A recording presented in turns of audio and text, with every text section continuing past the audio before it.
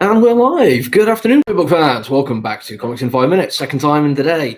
I'm your little host, Shorty, and I'm here to review the True Lives of the Fabulous KILLJOYS National Anthem. Not the original one. Never read the original one. And it's not through want of trying. It's not because of I don't care about it. Gerard Way is a good writer. But I think when I first heard that he was doing this, or was aware of doing it, I was getting to the point on his Doom Patrol where I was getting kind of frustrated, not because of a lack of quality or anything, but it was all over the place in terms of release schedules. Things were coming out of order because there was a little spin-off miniseries supposed to happen, and it actually happened before it was supposed to in the continuity. And at that time, somebody else went, "Oh, have you ever read True Lives of the Fabulous KILLJOYS by Gerard Way?" And I was like, you know what? I haven't. So I went to check it out, and I just thought to myself, you know what?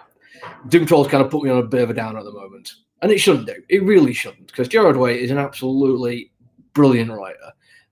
He's responsible for the Umbrella Academy, which is one of my favourite little things at the moment. I recently picked up the deluxe editions of those. Had a little bit of lockdown money left over, so I treated myself. And they are glorious and so much fun to go back and reread. I'm going to pick up Hotel Oblivion once that one comes out in a special format as well. And it's just lovely. He's a great writer, and he's got this really kind of nice punk sensibility that runs through everything he does as well, which is not a surprise, really. He's a musician, and although more known for the emo stuff he's done, he's also a big fan of the kind of punk rock ethos, and that comes across in a lot of his writing. None more so, I don't think, than Fabulous KILLJOYS.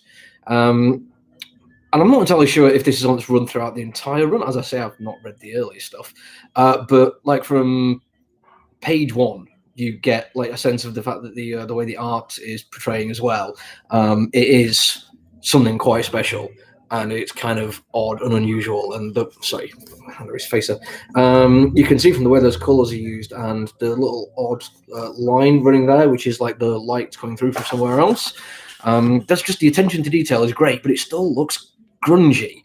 And it looks kind of lo-fi and even retro-esque in the fact that the colours are the way they are. And there's an almost kind of old school dot matrixy style palette used. But it's obviously done far more updated technology, and it looks amazing result of it.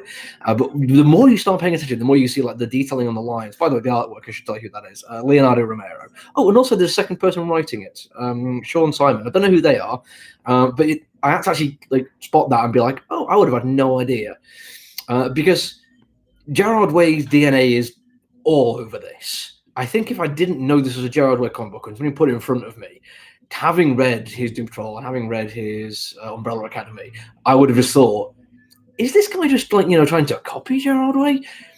And that's why when I posted about this on our Facebook page, I said, even though I've never read anything in the same series before, it just feels really familiar. It feels comfortable.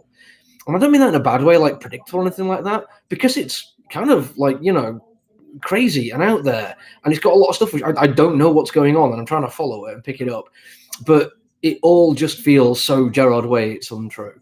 And yeah, there is a lot going on in this one. The story appears to be picking up, the start of it is kind of I think that's the end of the story. Him being who he is, the way he is, it's not something that happens in this comic book at all. So you get the impression this comic book is a flashback, all of it will be a flashback from this point. And it also seems to be flashing back to stuff that feels like it was a long time ago, even within his flashbacks. There appears to be two different layers of flashbacks. There is his life as a member of the KILLJOYS, and then his life after them. And then this bit is him putting on the mask again. But I don't know exactly when that all falls into place within the previous story. I don't know if there was a big thing where they all decided to not be the AKAs anymore, or whether or not that was just something that was hinted at, but we didn't need that as an ending for the story. One thing I like about Gerard Way is there's a great way to end things where it's he doesn't give you exactly what you expect or even what you need. He'll tell the story he wants to tell, and then you can make what you want of it, and that's brilliant. And it could be that's what he did at the end of the first series, but it doesn't matter. I have thoroughly enjoyed this issue, not knowing anything about the world that I'm going into, even though there's clearly a lot of history there and a lot of characters who clearly know each other and have relationships, and a world that's already kind of ingrained into the story he's telling. But not knowing that doesn't affect my enjoyment at all. And it's really nice to get that. After something where like last week I was reading what was it, American Vampire. That one was like confusing because I didn't know who the hell these people were or what was going on. This one, don't get that problem at all. It feels like it could be an issue 1 of a story that he's telling for the very first time. And that's what I want out of it. It's amazing. I'm looking forward to reading the rest of it. Anyway, that's it from me for the day. I will probably come back tomorrow with at least 1, if not 2 more, because there's still a whole bunch of stuff I want to read. I want to do Concrete Jungle, and then there's Life is Strange, and like, yeah, there's more than enough stuff for me to still review. So hit the subscribe button so I don't miss out on stuff. Or if you do miss out on anything, if you go to kapow-comics.co.uk, there's a little videos or reviews section, and all of these are up there for you to check out. So do that. Anyway, bye.